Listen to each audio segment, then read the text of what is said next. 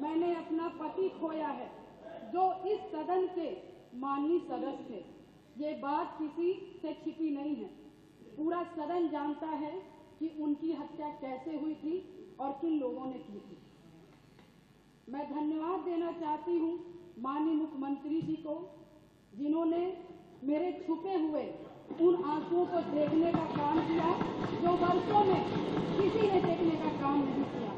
मेरा दुख, मेरा तकलीफ माननीय मुख्यमंत्री जी ने देखने का काम किया और सही मायने में मुझे न्याय दिलाने का और देने का काम किया।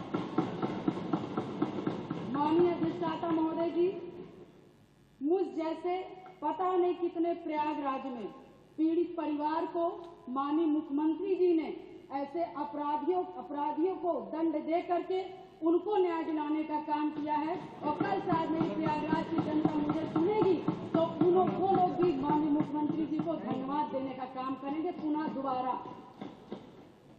और माननीय अध्यक्ष जी, मेरे जैसे पता नहीं कितने महिलाओं की सिंदूर को मिटाया गया, पता नहीं कितने माताओं की गोदी सूनी कर दी गई। मैं धन्यवाद देना चाहती हूँ ऐसे मुख्यमंत्री जी का, जिन्होंने जीरो टॉलरेंस ला करके, पॉलिसी को ला करके, अपना करके अपराध और माफिया अतीक अहमद जैसे अपराधियों को मट्टी में मिलाने का काम किया।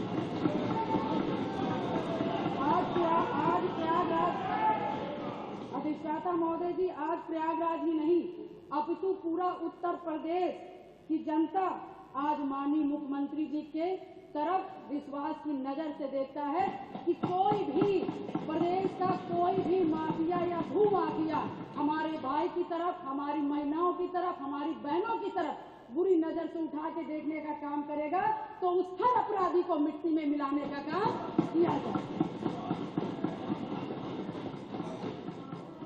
और माननीय अधिष्ठाता महोदय जी, मैं ये कहना चाहूंगी कि कोई जिसकी सबसे बड़ी बात, क्योंकि जो करके दिखा दे उसी पर विश्वास किया जाता है। मैं भी 3 बार इस सदन की विधायक रही हूँ, बहुत छोटी उम्र से रही हूँ। सबके विश्वास और सबकी आस से मैं यहाँ पर आई हूँ। उसी आशा और विश्वास को जब भी मुझे किसी ने दिलाया है तो मैं उसके साथ खड़ी रही हूँ। मैं कहना चाहूंगी कि इसकी सबसे बड़ी नजीर प्रयागराज में आपने हत्याकांड में देखा होगा, जिसमें मेरे पति की हत्या हुई थी और जिस घटना को पूरा प्रदेश जानता है। मैं माननीय मुख्यमंत्री जी के आने के बाद मुझे न्याय मिला। मेरे पति के हत्यारे अतीक अहमद को माननीय मुख्यमंत्री जी ने मिट्टी में मिलाने का काम किया। मैं उनके इस जीरो टॉलरेंस की पॉलिसी का समर्थन करती हूँ और मुझे लगता है कि इस बात को मैं नहीं कहना चाहती थी, क्योंकि मैंने आज तक चाहे सदन हो, चाहे सड़क हो और चाहे मेरा घर हो, चाहे परिवार हो, मैं विधायक बनी मगर मैंने बहुत ही शालीनता से अपना परिवार, अपना समाज और सदन की मैंने हमेशा गरिमा बनाए रखी। मैंने कभी भी किसी का अपमान नहीं किया। मगर मैं विधायक से पहले मैं 9 दिन की ब्याहता थी। मेरी माँ तो 9 दिन की शादी हुई थी और मैं वहाँ उस ससुराल में मैं विधायक बनने नहीं गई थी। मैं सिर्फ उस घर का रोटी बनाने के लिए गई थी, अपना परिवार बसाने गई थी। मैं विधायक नहीं बनने गई थी। मगर जब मेरे साथ घटना हुआ तो मैंने न्याय के लिए अपना आवाज खोला, अपने अधिकारों को मांगने का काम किया और जो कि मुझे जिस तरह से मुझे सही लगा, मैंने कभी जनता को अपना परिवार समझा, कभी आप सभी माननीय सदस्य को अपना भाई बंधु समझा और आप ही लोग से, सभी लोग से मुझे ताकत मिली।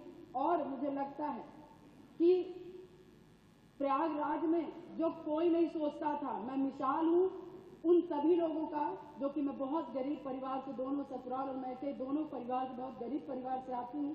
न मेरे पास पैसा था, न गाड़ी था, न व्यवस्थाएं थी, न घर में कोई एक आदमी था।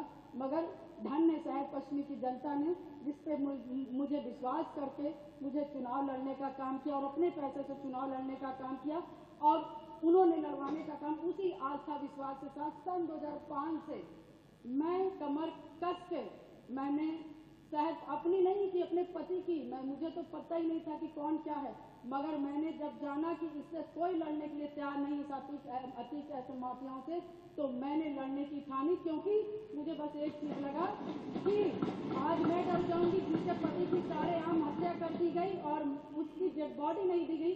ऐसे पता नहीं कैसे नॉर्मल इंसान जो छोटे छोटे समाज के लोग होंगे, पता नहीं हजार राजू पाल जी की हत्याएं हो जाएंगी और हम जैसी लड़कियां गूंगी बहरी घर में बैठ जाएंगी। अधिष्ठाता महोदय, मैंने उनकी आवाज मैं सुन करके और मैं अपने लिए लड़ाई नहीं की, पूरे शहर पश्चिमी और पूरे प्रयागराज और पूरे उत्तर प्रदेश की जनता के लिए लड़ने का काम की।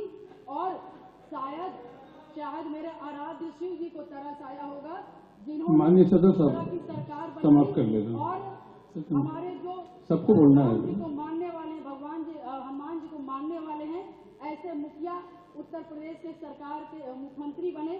और शायद मेरी दम घुट रही थी और शायद मुझे दिक्कत हो रही थी और शायद मैं लड़ते लड़ते कहीं न कहीं अंदर से टूट रही थी, शरीर कमजोर हो रही थी, परेशान हो रही थी। ईश्वर को भी तरस आया और महाराज जी को भी तरस आया और मुझ जैसी महिला को न्याय दिलाने का काम किया। उत्तर प्रदेश की जनता को मुझ जैसी महिलाओं को न्याय दिलाने का काम अब आप